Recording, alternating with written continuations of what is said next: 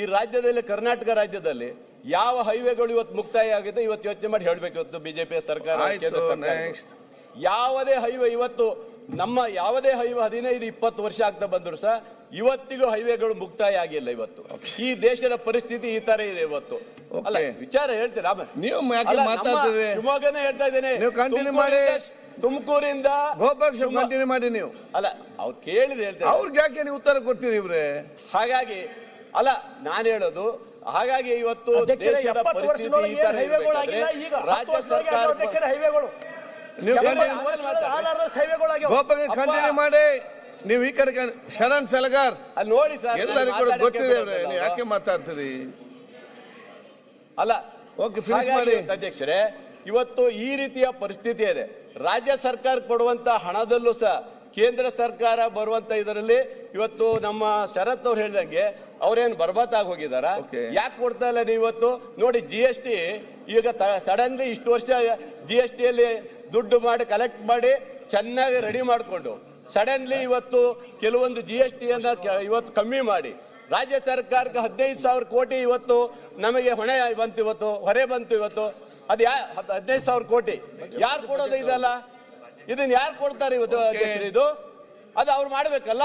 ನಾವು 4,09,000 ಕೋಟಿ ಇವತ್ತು ಏನು ಬಡ್ಜೆಟ್ ಮಂಡನೆ ಮಾಡ್ತೀವಿ, ಅದು ಕಡಿತ ಆಗ್ತಾ ಬಂತಲ್ಲ ನಮಗೆ. ಇವತ್ತು ಕೇಂದ್ರದ ಹಣಗಳು ಕೊಡದೆ ಹೋದ್ರೆ ರಾಜ್ಯ ಸರ್ಕಾರದ ಪಾಲು ಬೇಕಾದಷ್ಟು ಹೋಗಿದ್ದು ಇವ್ರು ಯಾಕೆ ಕೊಡಲ್ಲ ನಮಗೆ? ಇವತ್ತು ಇವ್ರು ಕೊಡ್ತಾರ? ಇವರು GST ಬಗ್ಗೆ ಹೇಳಿದ್ರಲ್ಲ, ಸಾಲ ಮಾಡಬೇಕಾಗುತ್ತೆ. ಯಾಕೆ ಇವ್ರ ಕಾಲದಲ್ಲಿ ಸಾಲ ಮಾಡಿಲ್ಲ?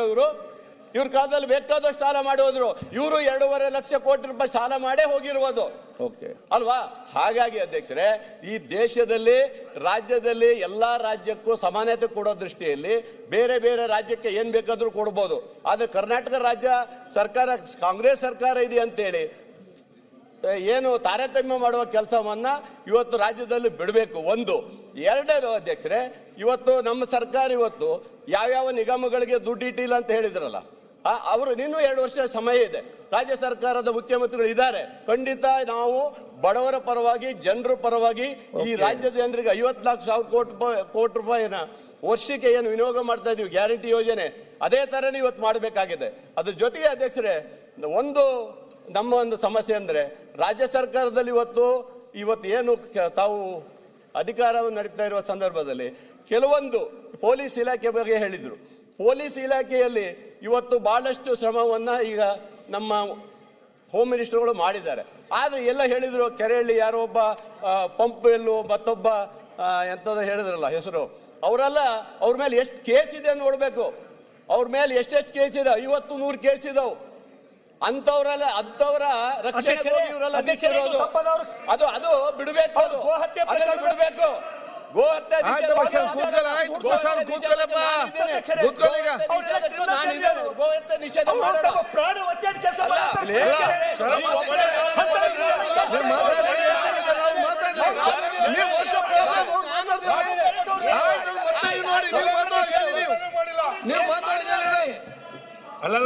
ಈ ರಾಜ್ಯದ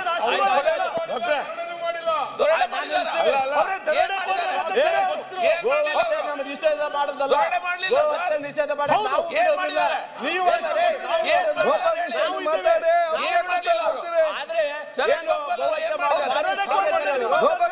ಪೊಲೀಸ್ ಇಲಾಖೆ ಮಾತಾಡಿ.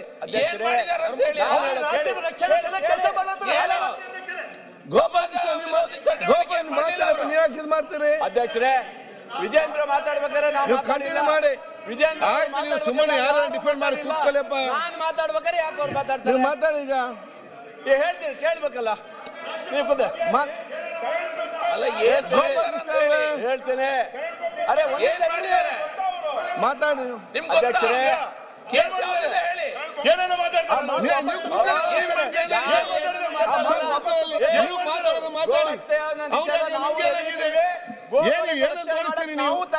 ಮೆಸೇಜ್ ಕೊಡ್ತೀರಿ, ವಿಷಯ ಮಾತಾಡ್ತೀರಾ?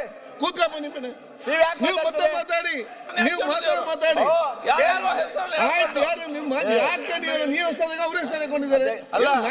ಏನು ಯಾರನ್ನ ಬಗ್ಗೆ ಮಾತಾಡ್ತೀರಿ ಸುಮ್ಮನೆ ಕೂತ್ಕೊಂಡು? ಈ ಒಂದು ವಿಧಾನಸಭೆಯಲ್ಲಿ ಕೂತ್ಕೊಂಡು ಏನ್ ಚರ್ಚೆ ಮಾಡ್ತೀರಿ ನೀವು?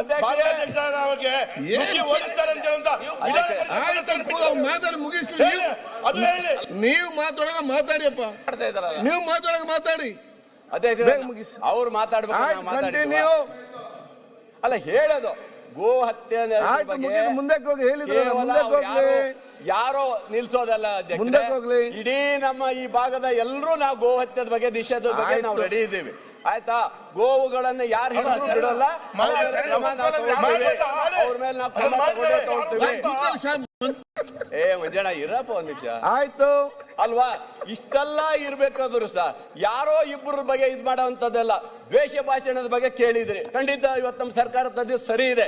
ಯಾಕೆ ಮಾತಾಡ್ತೀರಿ? ದ್ವೇಷ ಭಾಷಣ ನೀವು ಒಬ್ಬರೇ ಅಲ್ಲ, ನಮ್ಮ ಪಕ್ಷದವರು ಮಾತಾಡಿದ್ರು ಸಹ ಅವರು ವಿರೋಧ ಕೇಸ್ ಹಾಕ್ಲೇಬೇಕಾಗುತ್ತೆ ಅಧ್ಯಕ್ಷರು. ಇದು ಆಗ್ಬೇಕು, ಆಗ್ತೇವೆ. ಕಂಟಿನ್ಯೂ. ನಾನು ಹೇಳೋದು ಕಡಿ, ಕೊಲೆ ಮಾಡು, ಕೊಚ್ಚು ಅಂತ ಹೇಳಿ ನೀವು ಭಾಷಣದ ಹೇಳಲಿಕ್ಕೆ ಈ ದೇಶದಲ್ಲಿ ಕಾನೂನು ಇದೆಯಾ? ಇದೆಯಲ್ರಿ? ಕಾನೂನು ಇದ್ರೆ ಹೇಳ್ಬೇಕು ನೀವು. ಖರ್ಗೆ ಅವರು ಅಮಿತ್ ಶಾ ಅವ್ರ ಬಗ್ಗೆ ಆ ರೀತಿ ಮಾತಾಡಿದ್ರು. ಹೌದು ಅಧ್ಯಕ್ಷರೇ, ದ್ವೇಷ ಭಾಷಣದ ಇವತ್ತು ರಾಜ್ಯ ಸರ್ಕಾರ ತಂದಿರೋದು ಸರಿ ಇದೆ. ಇದಕ್ಕೆ ಕಡಿವಾಣ ಹಾಕ್ಲೇಬೇಕು. ಇದು ಯಾರೇ ಇರ್ಬೋದು, ಯಾವುದೇ ವ್ಯಕ್ತಿ ಇರ್ಬೋದು, ಯಾವುದೇ ಪಕ್ಷ ಇರ್ಬೋದು, ಇದರಲ್ಲಿ ಕಡಿವಾಣ ಹಾಕ್ಲೇಬೇಕಾಗುತ್ತೆ ಅಧ್ಯಕ್ಷರೇ. ಈ ರೀತಿಯಾದಂತ ಸರ್ಕಾರ ತಂದಿರುವಂತದ್ನ ಖಂಡಿತ ಒಪ್ಕೊಳ್ಳಬೇಕಾಗುತ್ತೆ. ಬಳ್ಳಾರಿ MLA ರಿವಾಲ್ವರ್ ಕಂಟಿನ್ಯೂ ಮಾಡಿ, ಅವ್ರಿಗೆ ಯಾಕೆ ಉತ್ತರ ಕೊಡ್ತೀವಿ? ಬಳ್ಳಾರಿಯನ್ನೇ ಸುಟ್ಟಾಕ್ತೀವಿ ಅಂತ ಹೇಳಿದ ಮೇಲೆ ಅದು ಏನು ದ್ವೇಷ ಭಾಷಣ ಅಲ್ವಾ? ಬಳ್ಳಾರಿ ಮಾತಾಡೋಲ್ಲ. ನಾವು ಹೋರಾಟ ಪಾದಯಾತ್ರೆ ಮಾಡೋ ತಾಕತ್ತಿದೆ, ನಾವು ಮಾಡಲ್ಲ. ಬೇರೆ ಈಗ ಬಳ್ಳಾರಿ ಮಾಡಿ ಅಧ್ಯಕ್ಷರೇ. ಹಾಗಾಗಿ ರಾಜ್ಯಪಾಲ ಇಲ್ಲ, ಒಂದೆರಡು ಮಾತು ಮುಗಿಸ್ಬಿಡ್ತೇನೆ. ಇಷ್ಟು ಹೇಳಿ, ಇವತ್ತು ಕೇಂದ್ರ ಸರ್ಕಾರ ಇವತ್ತು ನಬಾರ್ಡ್ ಇಂದಲೂ ಸಹ ದುಡ್ಡು ಬರ್ತಾ ಇಲ್ಲ ಅಧ್ಯಕ್ಷರೇ. ನಬಾರ್ಡ್ ರಸ್ತೆಗಳು 2 ವರ್ಷ ಆಗ್ತಾ ಬಂತು, ಇವತ್ತಿಗೂ ಒಂದು ರಸ್ತೆಗಳನ್ನ ನಮಗೆ ಕೊಡ್ಲಿಕ್ಕೆ ಆಗ್ತಾ ಇಲ್ಲ. ಇವತ್ತು ಬ್ಯಾಂಕು, ಇವತ್ತು DCC ಬ್ಯಾಂಕ್ ಅಲ್ಲಿ